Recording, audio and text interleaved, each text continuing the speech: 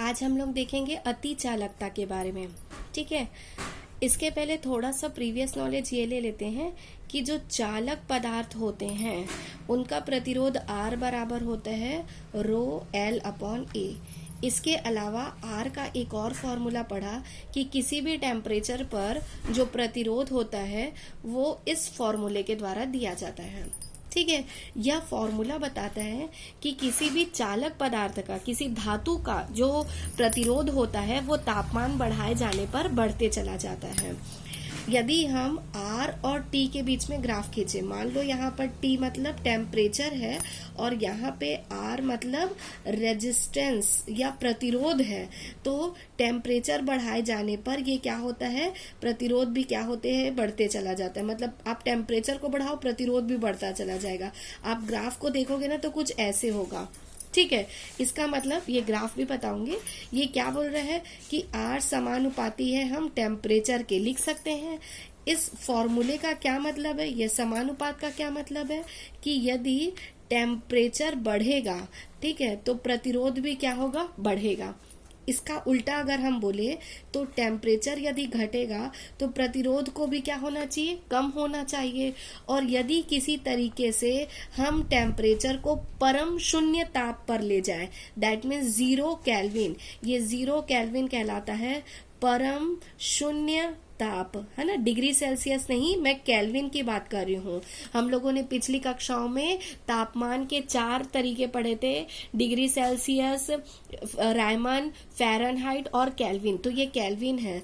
0 kelvin जो होता है वो परम शून्य ताप कहलाता है। तो मैं क्या बता रही हूँ कि प्रतिरोध टेम्परेचर बढ़ाने पर बढ़ता है, टेम्परेचर कम करने पर प्रतिरोध कम भी होता है। यदि हम किसी तरीके से टेम्परेचर को 0 केल्विन पर ले जाएं तो वी एक्सपेक्ट, हम ये एक्सपेक्ट करते हैं, हम ये अंदाजा लगाते हैं कि प्रतिरोध भी कितना हो जाएगा, शून्य हो जाएगा। यदि टेम्परेचर को केल्विन 0 केल्विन शून्य पे ले जाए तो प्रतिरोध को भी क्या हो जाना चाहिए, शून्य। मतलब ये ग्राफ को भी पीछे आते हुए कहाँ आ जाना चाहिए, 0 से आना चाहिए। ये वाला जो ग्राफ जो हम लोग सीधा देख रहे थे, किसी तरीके से अगर हम टेम्परेचर को शून्य ले आए तो ये माना जाता है कि प्रतिरोध भी क्या हो जाता है, शून्य होता है। तो कैमरलिंग ओन्स नाम के एक वैज्ञानिक थे, उन्होंने एक्सपेरिमेंट किया कि टेम्परेचर बढ़ाने पर प्रतिरोध बढ़ रहा है, टेम्परेचर कम करने पर प्रतिरोध कम हो रहा है। और उन्होंने धीरे धीरे टेम्परेचर को क्या करना शुरू किया, कम करना शुरू किया। और उन्होंने देखा कि एक टेम्परेचर पे आने के बाद प्रतिरोध सीधा क्या हो जाता है, शून्य। मतलब ऐसा होता है कि टेम्परेचर जहां पर शून्य नहीं हुआ है किंतु प्रतिरोध क्या हो जा गया है, शून्य होता है। ऐसा तापमान को कहा जाता है क्रांतिक ताप। क्या कहा जाता है, क्योंकि इसमें क्रांतिकारी परिवर्तन आया है। क्या क्रांतिकारी परिवर्तन है भैया, इस ताप पर किसी भी चालक पदार्थ का, किसी भी नहीं, अलग अलग चालक का अलग अलग रहता है ये क्रांतिक ताप। उन्होंने सबसे पहले मरकरी पर ये एक्सपेरिमेंट करके देखा, तो उन्होंने देखा कि जब मरकरी को ठंडा किया जाता है तो लगभग 4.3 केल्विन ऐसा ही कुछ रहता है। इस केल्विन पर उसका प्रतिरोध अचानक से शून्य हो जाता है। प्रतिरोध शून्य का क्या मतलब है, अगर किसी तार में प्रतिरोध होगा ही नहीं, मतलब उसमें जितनी भी धारा दोगे वो बहती चली जाएगी, बिना कोई प्रतिरोध के धारा बहती चली जाएगी, अनंत काल तक बहती रहेगी। आपको उसमें अगर आप किसी तरीके से ऐसा एक गोल वायर लेते हो, है ना, और यहाँ पे आप उसमें क्या लगा देते हो, बल्ब लगा देते हो, और यहाँ पे आप एक बैटरी से इसको कनेक्ट करते हो, और यहाँ पे एक आप चाबी लगा देते हो। ठीक है, चाबी समझते हैं ना, की लगा देते हैं। तो पहले हम ये क्या करते हैं, की को ओपन करते हैं और सेल को कनेक्ट करते हैं। फिर ये सेल को हटा करके हम किसको कनेक्ट कर देते हैं, ये की को कनेक्ट कर देते हैं। तो परिपथ कैसा बन जाता है, परिपथ ये बाहर वाले उससे बन जाता है। तो आप एक बार बैटरी से विद्युत धारा देते हो और अनंत काल तक इस परिपथ में धारा क्या होती है, प्रवाहित होते रहती है। मतलब a small amount of current will flow continuously for a long duration.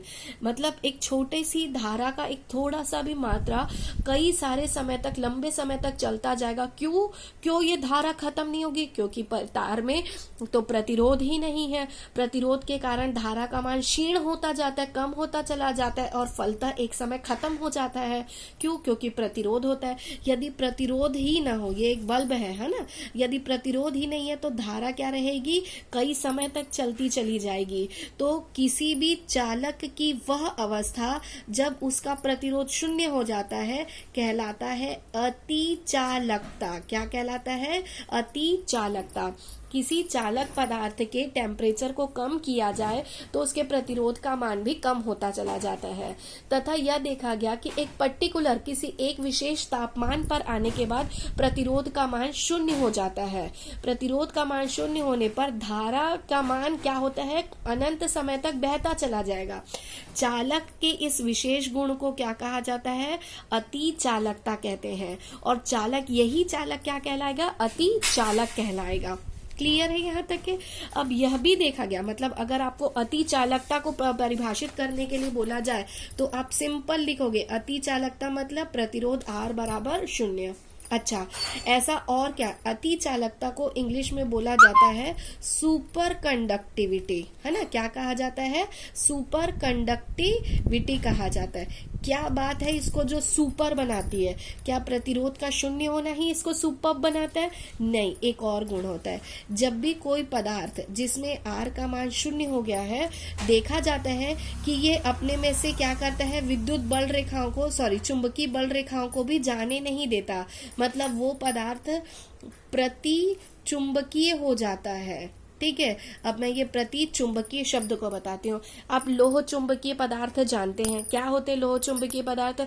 वो पदार्थ जो चुंबक को देख करके आकर्षित होते चुंबक की तरफ, वो लोह चुंबकीय कहलाते हैं। वो क्या कहलाते हैं? लोह चुंबकीय। पर दुनिया में कुछ ऐसे भी पदार्थ होते हैं जो चुंबकीय क्षेत्र में रखे जाने पर प्रतिकर्षित होते हैं। ऐसे पदार्थ क्या कहलाते हैं? प्रति चुंबकीय कहलाते हैं। तो ये पाया गया कि जब कोई चालक सुपर कंडक्टर बनता है, सुपर कंडक्टिविटी का गुण आता है, तो वो उसी समय क्या बन जाता है? प्रति चुंबकीय बन जाता है।